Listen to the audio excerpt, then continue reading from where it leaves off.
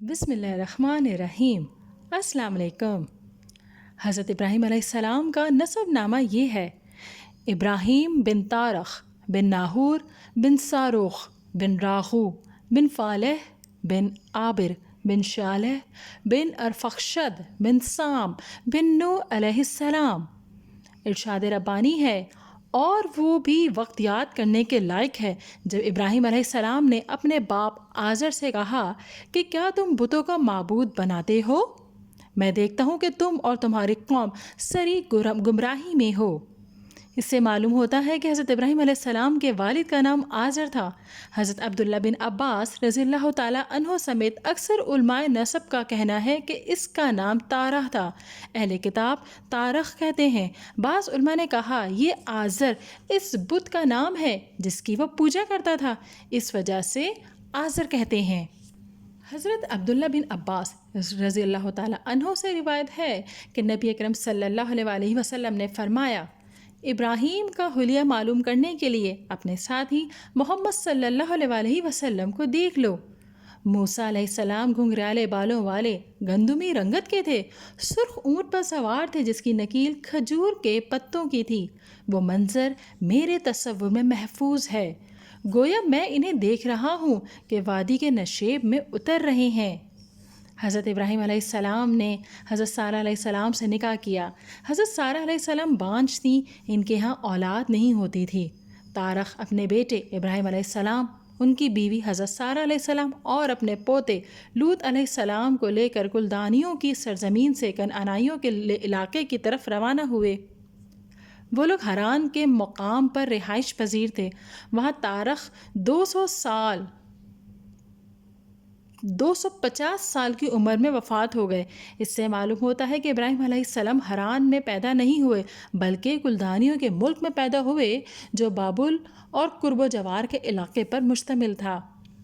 اللہ نے حضرت خلیل الرحمن ابراہیم علیہ السلام کے ذریعے سے اس باطل اور گمراہی کو ختم کیا۔ اللہ نے انہیں بچپن ہی سے عقل سلیم اور رشد و ہدایت سے نواز دیا تھا، اور جب وہ بڑے ہوئے تو انہیں رسول بنا کر مبعوث فرمایا، خلیل کا منصب عطا فرمایا۔ ارشاد ربانی ہے، ہم نے ابراہیم کو پہلے اس سے ہدایت عطا فرمائی تھی اور ہم اسے جانتے تھے۔ آپ کے والد بتوں کو پوجتے تھے، چنانچہ آپ نے سب سے پہلے انہی کو توحید کی دعوت دی، کیونکہ سب سے زیادہ وہی اس بات کا حق رکھتے تھے کہ پورے خلوص کے ساتھ ان کی خیر خواہی کی جائے۔ حضرت ابراہیم علیہ السلام نے دعوت توحید کا آغاز اپنے گھر سے کیا اور اپنے مشرک باپ کو بڑے پیار اور ادب سے تبلیغ کی، مگر باپ نے اتنا ہی سخت رویہ اختیار کرتے ہوئے ابراہیم علیہ السلام کو دھمکی دی۔ ارشاد ربانی ہے، اور اے نبی، اس کتاب میں ابراہیم کا قصہ بیان کرو، بے شک وہ نہایت سچے پیغمبر تھے۔ جب انہوں نے اپنے باپ سے کہا کہ ابا جان، آپ ایسی چیزوں کو کیوں پوچھتے ہیں جو نہ سنیں اور نہ دیکھیں اور نہ آپ کے کچھ کام آ سکیں؟ ابا جان، مجھے ایسا علم ملا ہے جو آپ کو نہیں ملا، لہٰذا میرے ساتھ ہو جائیے، میں آپ کو سیدھی راہ پر چلا دوں گا۔ ابا جان، شیطان کی پرستش نہ کیجیے، بے شک شیطان رحم کرنے والے اللہ کا نافرمان ہے۔ ابا جان، مجھے ڈر لگتا ہے کہ کہیں آپ کو اللہ کا عذاب نہ آ پکڑے تو آپ شیطان کے ساتھ ہی بن جائیں۔ اس نے کہا کہ ابراہیم علیہ السلام، کیا تو میرے معبودوں سے برگشتہ ہے؟ اگر تو باز نہیں آئے گا تو میں تجھے سنسار کر دوں گا اور تو ہمیشہ کے لیے مجھ سے دور ہو جا۔ ابراہیم علیہ السلام نے فرمایا، اچھا، تم پر سلام ہو، اور کہا کہ میں آپ کے لیے اپنے پروردگار سے بخشش مانگوں گا، بے شک وہ مجھ پر نہایت مہربان ہے، اور میں آپ لوگوں سے اور جن کو آپ اللہ کے سوا پکارتے ہیں ان سے کنارہ کرتا ہوں اور اپنے پروردگار ہی کو پکاروں گا۔ مجھے یقین ہے کہ میں اپنے پروردگار کو پکار کر محروم نہیں رہوں گا۔